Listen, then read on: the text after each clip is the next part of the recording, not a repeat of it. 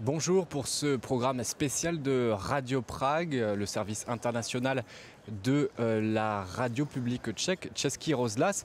Nous sommes à Strasbourg, au Parlement européen à Strasbourg, dans la Voxbox de Strasbourg, et nous sommes en compagnie de deux eurodéputés tchèques, Madame Šojdrová, Michaela Šojdrová et Monsieur Jaromír Kolíček. Alors merci beaucoup d'avoir accepté mon invitation. Bonjour à vous.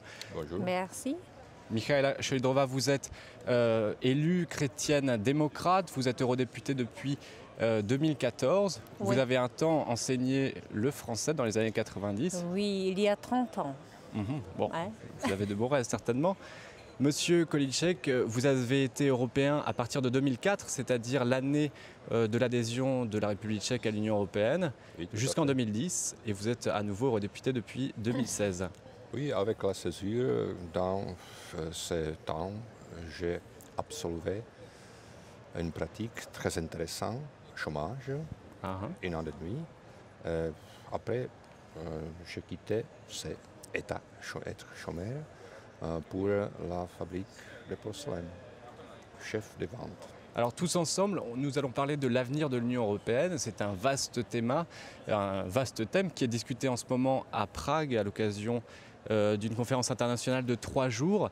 Nous allons discuter aussi de la place que la République tchèque occupe dans cette Union européenne, de l'Europe centrale dans cette Union européenne et de la vision que vous aimeriez voir, la vision que vous aimeriez avoir de cette République tchèque dans l'Union européenne. Alors avant d'aborder ces thèmes, j'aimerais tout d'abord vous demander quelle vision vous avez de la construction européenne à l'aune de votre expérience d'europarlementaire. Madame Šojdrová peut-être.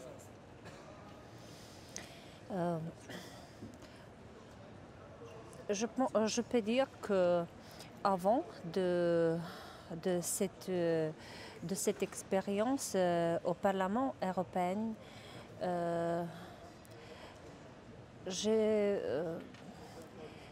apprécié l'Union européenne comme l'espace de sécurité, de prospérité, l'espace pour le développement libre pour tous les 28 membres de l'Union.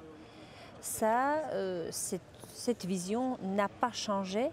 Ce qu'il est changé, que construire en sustainabilité cette construction de l'Union européenne, c'est très difficile parce que c'est le projet original.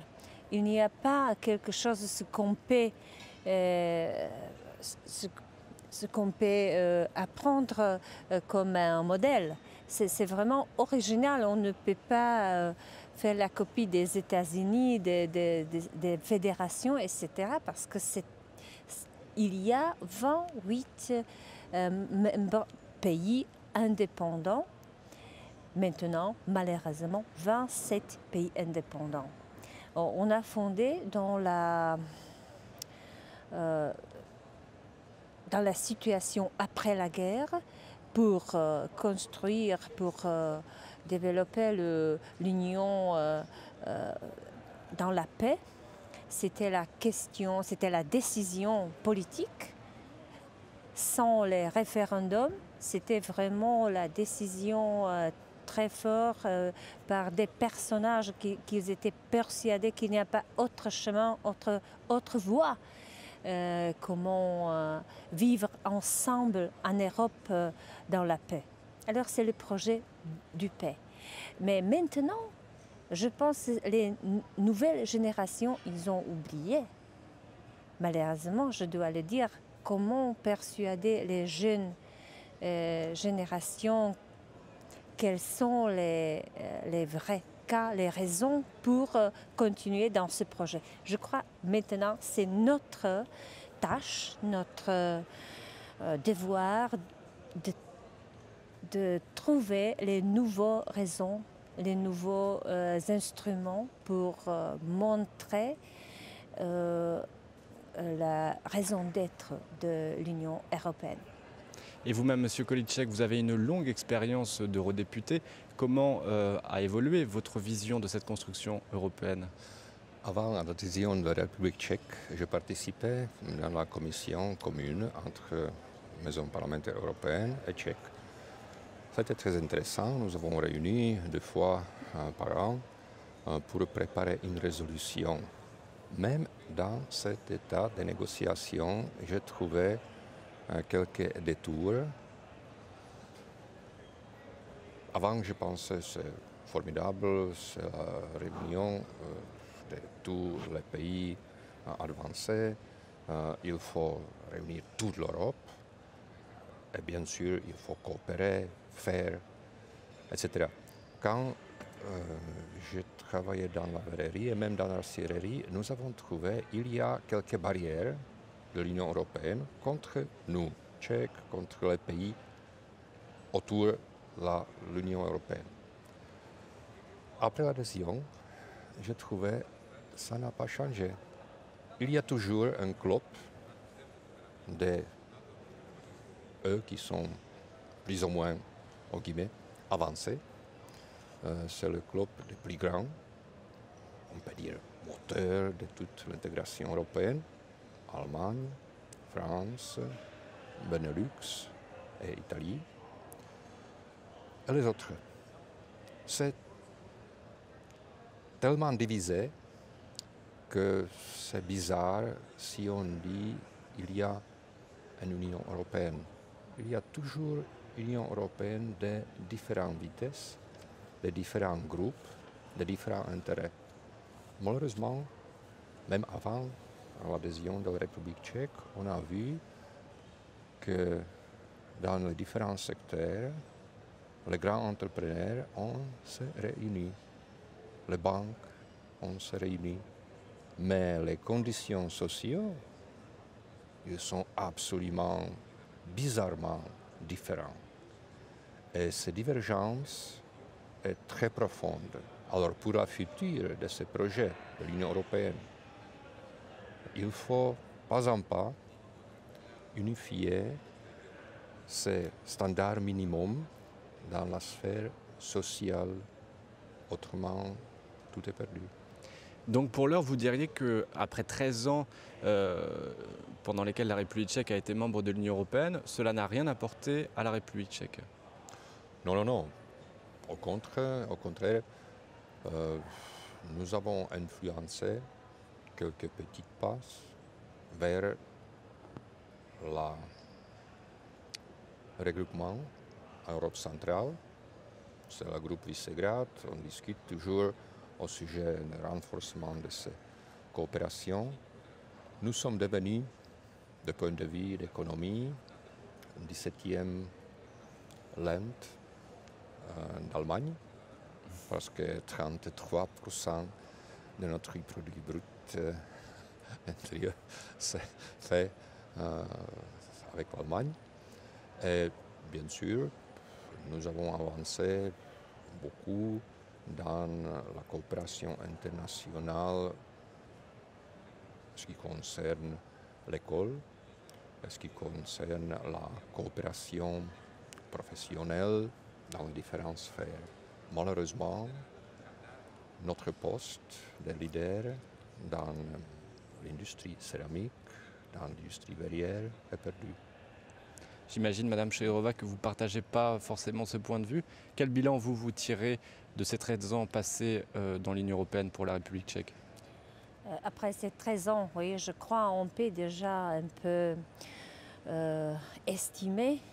Je me rentre chaque semaine dans ma région qui est à l'est de la République tchèque, à la frontière avec Slovaquie. Je dois dire qu'on voit les grands changements.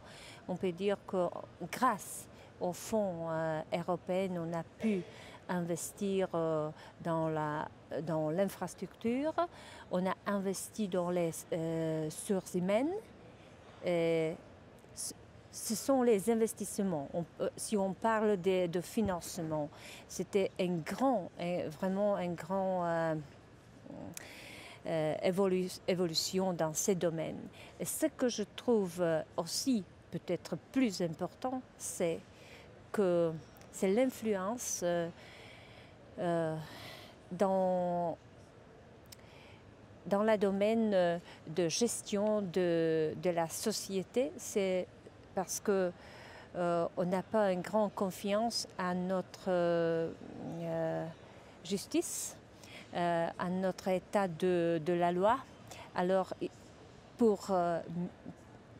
je crois que l'Union européenne nous aide de se concentrer aux questions qui sont très importantes, comme par exemple les droits de l'homme, l'inclusion, le support, le soutien des désavantageuses personnes, des personnes qui ont besoin de soutenir.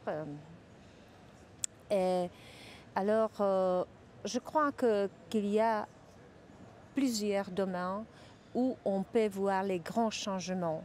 Bien sûr, on a investi dans les recherches, dans les domaines des monuments culturels, de tourisme et de développement régional. Alors, on a été obligé de préparer les programmes pour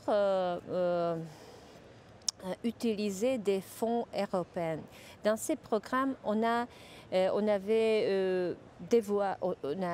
été obligé de tenir certains règlements.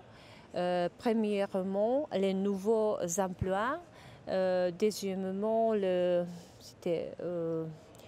alors, nous étions obligés de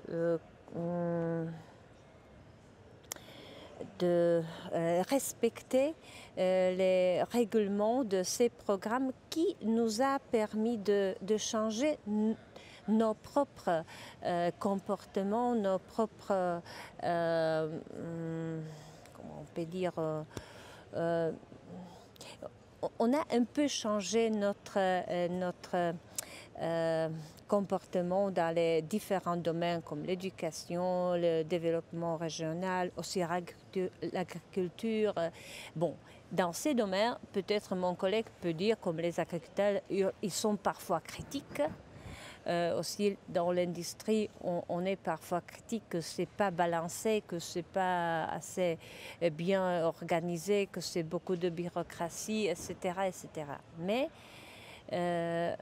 je pense que toutes ces choses, on change, on se tâche de l'améliorer. Je pense que c'est à nous, en République tchèque, c'est à nous d'utiliser les ressources, l'espace qui est ouvert, la mobilité des personnes, des employés, des entrepreneurs, des étudiants, des chercheurs. Alors, c'est à nous si nous sommes capables d'utiliser pour notre progrès. Alors, je le trouve comme une bonne chance pour nous. Et la chance est ouverte. Et je suis sûre que après les 13 ans, on peut voir les résultats qui sont très positifs. Bien sûr, dans tous les cas, vous pouvez dire il y a aussi autre page, mais ça, on peut constater partout. Nous sommes ici pour continuer, pour développer mieux, pour améliorer, pour ça. Parce que pendant ces 13 ans, l'Union européenne, elle s'est cherchée aussi, notamment depuis par exemple le référendum français en 2005 sur le projet de traité constitutionnel, où les Français avaient dit non. Il y a eu depuis la crise en Grèce, il y a eu l'année dernière le vote sur le Brexit par les Britanniques.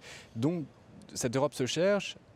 Et la Commission européenne, en mars dernier, a présenté un livre blanc qui présente différents scénarios pour l'avenir de l'Union européenne.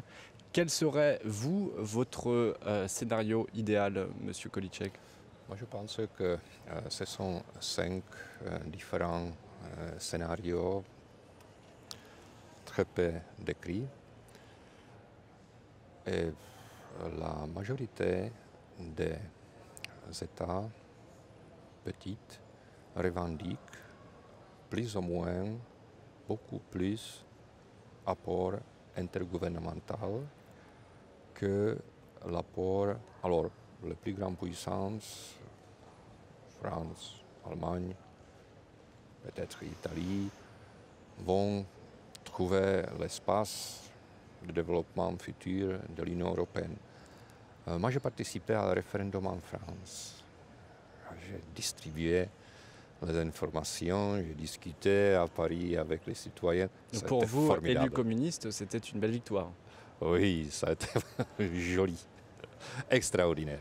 Parce que les Français, ils ne sont pas comme les Tchèques. S'il y a quelque chose qui dérange les citoyens, ils sont en même temps dans la rue, on discute, il y a des grèves, il y a des démos. C'est fantastique, c'est formidable. Néanmoins, là, j'ai vu pour la première fois non seulement cette diversité, d'apport des citoyens vers la situation actuelle, néanmoins, j'ai vu même les différents niveaux de salaire, les différents niveaux de la vie commune en France, en République tchèque, en Grèce. Et bien sûr, ce qui me dérange, c'est grande différence entre le paiement pour le même travail. Par exemple, dans la verrerie, dans la scierie, au même poste, avec la même technologie, la différence a été 5 fois plus en faveur des Français, 6 fois en plus en faveur des Allemands. Et même aujourd'hui, cette différence, salaire minimum, SMIC, entre la République tchèque et Grèce, qui a un grand problème économique, est en 3. C'est aucune logique dans ces grandes différences. Alors, ce que j'aimerais bien discuter, non seulement discuter, mais même changer dans la maison parlementaire européenne. Parce que pour la future, c'est indispensable que le médecin, le pilote, les chauffeurs seront payés selon quasi mêmes règles. Ça doit être à divergence d'une potence. Ce n'est pas possible. Dans l'Europe, qui c'est pas un pas approche vers un projet. Si ce sera intergouvernemental, si ça sera plus fédéral, ça nous montre la future. Et bien sûr, selon la revendication de notre peuple, c'est plus, je pense, intergouvernemental pour la future. Et donc vers une harmonisation sociale et fiscale visiblement. Est-ce que vous, ça serait votre scénario idéal alors parmi ces plans qu'a présenté la Commission européenne au mois de mars? Premièrement, je voudrais dire que l'Europe face en ce moment à la crise la plus profonde dans l'histoire de l'Union européenne, Brexit. Pour la première fois, un des pays, un membre quitte l'Union. Je crois que c'est le pas, cette crise nous invite de réfléchir profondément de l'avenir. Il faut réagir à la manière compréhensible pour tous les citoyens. Alors, ce que je trouve très important, que la Commission, M. Juncker, a présenté 5 scénarios pour réfléchir. C'est pas facile dans ce moment de se décider. Je peux remettre que ce sont inscrire dans la continuité. Alors, continuité de cet état, c'est pas facile parce que ça menace de destruction. Alors, deuxièmement, rien d'autre que le marché unique. c'est le minimum, c'est pas, je ne suis pas sûre. Ceux qui veulent, le troisième est ceux qui veulent plus, ceux qui veulent plus font plus. Donc une Europe à plusieurs vitesses. Oui, et la Tchéquie plusieurs pourrait peut-être vitesses. être, C'est aussi, je crois, c'est très dangereux, mais pour quelqu'un peut être acceptable. Faire moins de manière plus efficace, c'est le quatrième. Faire moins par la manière plus efficace. Je crois ça convient à mon avis, faire des choses ensemble au niveau européen, faire des choses qu'on ne peut faire au niveau national. C'est la sécurité, la politique internationale, la sécurité, la défense, etc. Et aussi, bien sûr, le marché interne. Et le cinquième, faire beaucoup plus ensemble, c'est très, je crois, expansif. Alors, pour moi, des 5, pour le plus proche, et le quatrième scénario, faire moins, mais de manière plus efficace. Alors, peut-être dans cette direction, je vois la route. Alors, il y a eu des élections récemment en France, avec l'élection d'Emmanuel Macron qui se présente comme quelqu'un qui souhaite continuer le projet européen tel qu'il a été mené jusqu'à présent. Est-ce que vous pensez, vous, que son élection peut apporter un changement dans l'Union européenne? Il y a des petits signaux dangereux, par exemple ces expressions vers Pologne, ce que je n'aime pas. Parce que c'est quelque chose absolument autre que continuation de cette politique actuelle de l'Union européenne. Bien sûr, Emmanuel Macron, c'est une personne inconnue pour les politiciens, parce qu'il a travaillé dans la banque. Alors, bancaire, dans la politique, nous connaissons quelque chose pareil dans le cas d'Andrej Babiš à la République tchèque. Une personne qui s'engage les dernières 3 années dans la politique. Et bien sûr, parfois, ce sont les expressions un petit peu extrêmes. Néanmoins, c'est la situation très pareille. Un nouveau mouvement en France qui a gagné prime de quoi? D'assiduité, d'habilité des nouveaux président élu, de communiquer avec les citoyens. J'ai aucune idée quelle sera la future parce que les partis traditionnels, ils sont, on peut dire, au derrière, avec une grande distance de ce nouveau mouvement. Et le même problème, vous pouvez voir en République tchèque, non, M. Babiš. Et bien sûr, il y a une telle instabilité même dans les autres pays. En Europe centrale, à l'ouest, ce sont les nouveaux mouvements en Espagne. Mais comme un politicien de gauche, moi, j'adore ce nouveau programme de M. Corbyn. Ça a été la plus grande victoire en Angleterre de gauche. C'est très clair. C'est le programme. Alors, ce n'est pas encore une victoire, oui, presque une victoire. C'est quelque chose d'émouvant. C'est presque victoire, oui. Alors, il faut suivre ce trend. Il faut évaluer pour les élections en Allemagne, pour les élections en République tchèque, comment a procédé la campagne électorale, comment à travailler avec notre électorat. Et bien sûr, pour la future de l'Union européenne, c'est essentiel quelle sera la composition de l'Assemblée nationale et en même temps du Bundestag. Et vous, Madame Šojdrová, vous partagez cette analyse sur l'évolution des rapports de force politiques en Europe et notamment en France récemment? J'ai un peu l'opinion différente de mon collègue. Je voudrais apprécier Emmanuel Macron.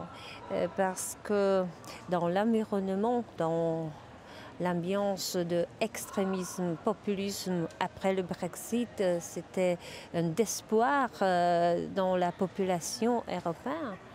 Il s'est présenté pro-européenne clairement, directement. Je suis pour l'Europe forte, je suis pour la France forte dans l'Europe forte. C'est fantastique. C'était pour moi, c'était très courageuse. Je ne cache pas mon admirance pour ce personnage. Alors, pour moi, c'est un espoir pour reconstruire l'Europe, je dois le dire. Ça ne sera pas facile, bien sûr, pour nous. Mon collègue, il a déjà envisagé que nous avons un grand problème avec la directive pour le détachement des employés. C'est un grand problème, mais c'est le détail. Ce qui est important pour moi, pour politique tchèque, pour moi, c'est l'Europe commune. Ouais, pour moi, c'est le plus important.